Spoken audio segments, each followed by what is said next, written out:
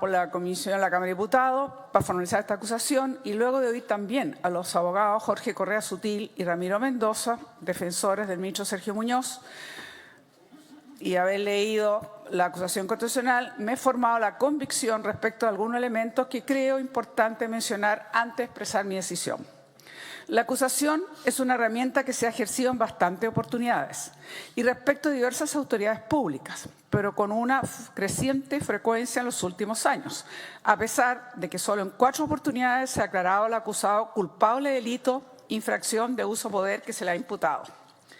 El denominado juicio político supone no solo la destitución del cargo que ejerce, sino que además la imposibilidad de desempeñar función pública alguna durante 5 años, sea o no de elección popular. Es decir, es una sanción sumamente grave, especialmente para quienes han desarrollado toda su carrera, toda su trayectoria profesional en el sector público, como son en este caso jueces de carrera. Por eso, creo que debe utilizarse con responsabilidad y prudencia, ya que sin duda es una medida de control muy fuerte. En este sentido, no puedo dejar de hacer presente que me parece bien que se haya acordado en el Senado votar por separado estas acusaciones, porque creo que es evidente para todos que había 2 conductas reprochables distintas respecto de personas diferentes e inconexas entre sí. Entiendo que varias diputadas y diputados hicieron presente esta situación en la denominada cuestión previa. Y no he logrado aún entender la posición de algunos parlamentarios de derecha, impulsarlas en conjunto, a mi juicio, de manera arbitraria y afectando el debido proceso.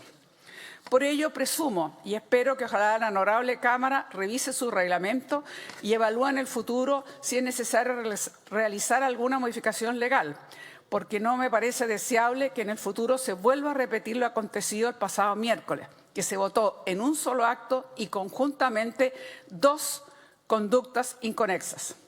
En este sentido, quiero hacer presente lo planteado por la expresidenta del Tribunal Constitucional, la abogada Marisol Peña, quien afirmó, indudablemente es una anomalía presentar un solo libelo acusatorio respecto de 2 autoridades distintas, en razón de los hechos que son radicalmente distintos.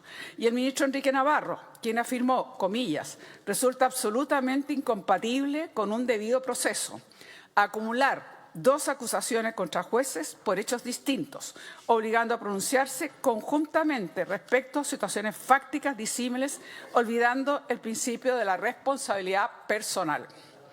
Cierre comillas.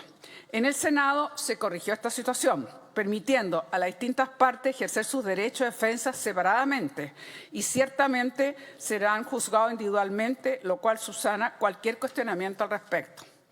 En nuestro sistema político, la acusación que se formula respecto a los magistrados de los tribunales superiores de justicia tiene por antecedente requisito el notable abandono de deberes. En este sentido, en el primer capítulo, se ha acusado al ministro Muñoz por supuestamente haber infringido el deber de no dar a conocer o insinuar un fallo del cual se tiene conocimiento mientras éste no se haya dictado, debido a una supuesta entrega de información a su hija relativa a una causa relacionada a permisos ambientales de un inmueble en el cual tenía interés. En el segundo capítulo se le acusa incumplir también deberes correccionales en relación a la conducta que habría realizado su hija, quien habría ejercido funciones jurisdiccionales fuera de su jurisdicción. La primera acusación sería sumamente grave si fuera comprobable, pero luego de escuchar a las partes, leer los antecedentes, no he encontrado fundamento respecto a su verosimilitud. Su consistencia no ha sido suficientemente razonable para imputar la responsabilidad que se plantea.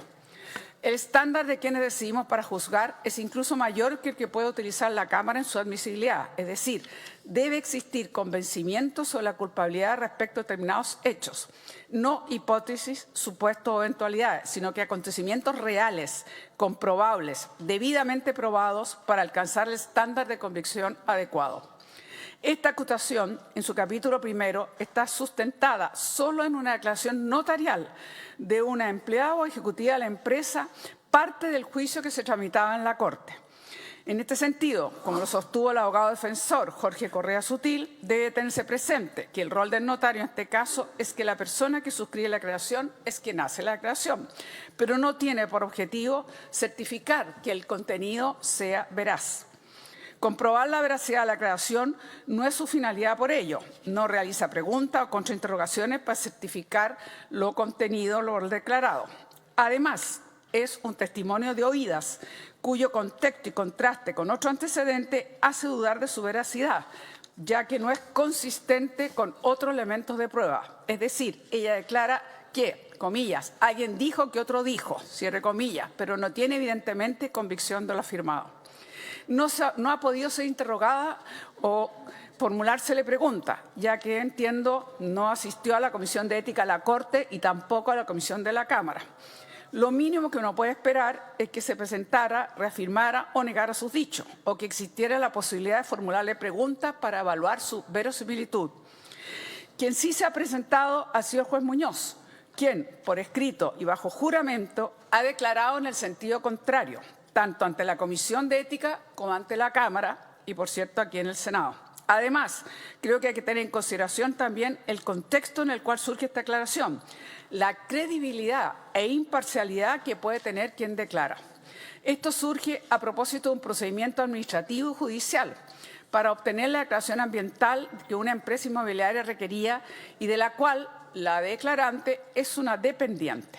Esta aclaración fue utilizada para inhabilitar al juez y anular la vista de una causa en la tercera sala de la Corte Suprema, lo cual por lo demás fue hecho por el propio juez en cuanto tuvo conocimiento.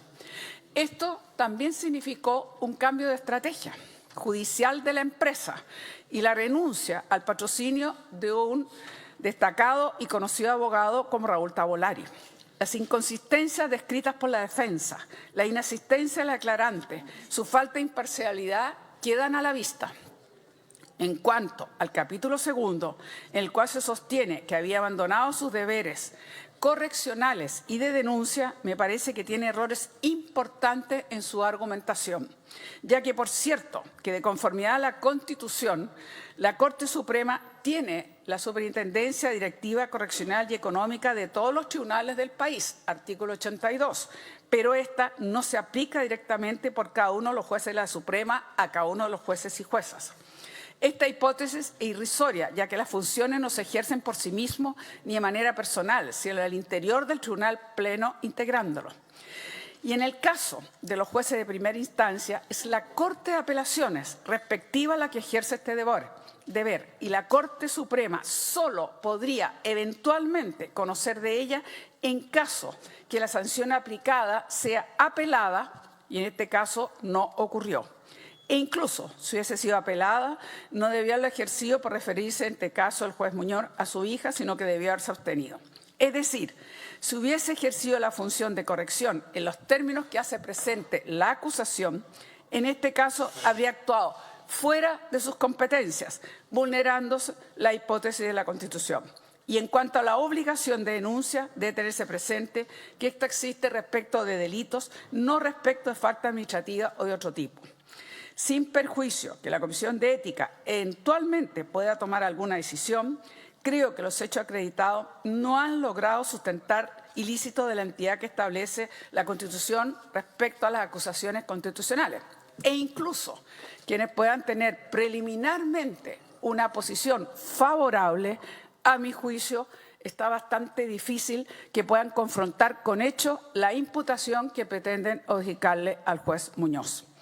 Cabe entonces sostener que, a mi juicio, no se ha logrado acreditar un notable abandono de deberes en los términos que establece el ilícito constitucional.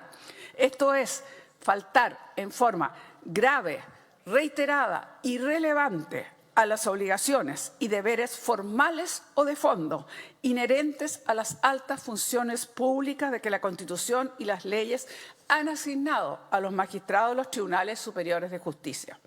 Además, espero que la trayectoria del juez Muñoz en materia de protección de derechos humanos, protección a los afiliados de la ISAPRES, que se les subía sus planes por género o edad, a la protección del medio ambiente, especialmente, por ejemplo, la zona de Quintero-Punchucaví, no sea motivo que algunos tengan en consideración para acusarlo. En este sentido, no puedo dejar presente la destacada trayectoria judicial del juez que nos corresponde juzgar con 43 años de servicio. Fue el excontralor Ramiro Mendoza quien en su calidad de defensor nos ilustró no solo la incoherencia que supone haber adoptado una posición que no solo no favorecía a su hija, sino que la perjudicaba, sino que además sobre su credibilidad y trayectoria en algunas de sus obras. Entre estas destaco el impulso a la tramitación electrónica, teletrabajo, audiencias remotas, también en materia de transparencia, rendición de cuentas e integridad de la función jurisdiccional, en la diferenciación de funciones administrativas y judiciales, creación de nuevos tribunales, justicia electoral, en fin. En un sistema democrático con separación de poderes, el Congreso, especialmente en el Senado, debemos ejercer este mecanismo que nos permite instituir a un juez de la Corte Suprema con prudencia y responsabilidad. El juez Muñoz ha realizado una destacada y extensa carrera al interior del Poder Judicial. No me parece correcto removerlo de su cargo y además prohibirle ejercer cualquier función pública durante 5 años en base a supuestos, deducciones o hipótesis carentes de toda verosimilitud. Él ha concurrido personalmente y por escrito a cada una de estas instancias, tanto en la Comisión Ética como en el Congreso, y ha declarado bajo juramento que los hechos que se le acusa no son efectivos. Entiendo que lo hace, como dijo, no solo para defender su inamovilidad, sino para defender su honra. Creo que en tiempos de crisis en la función pública, donde muchos parecen errado el camino, hace falta la existencia de jueces y funcionarios públicos que guíen su comportamiento bajo el respeto y la estima que merece su propia dignidad. En esta oportunidad no se reúnen las condiciones necesarias para votar favorablemente. Al contrario, ha sido una presentación desprolija y carente de argumentos que no me permiten adquirir la convicción necesaria para la entidad de los ilícitos constitucionales que se requieren. Por esas razones rechazaré la acusación constitucional.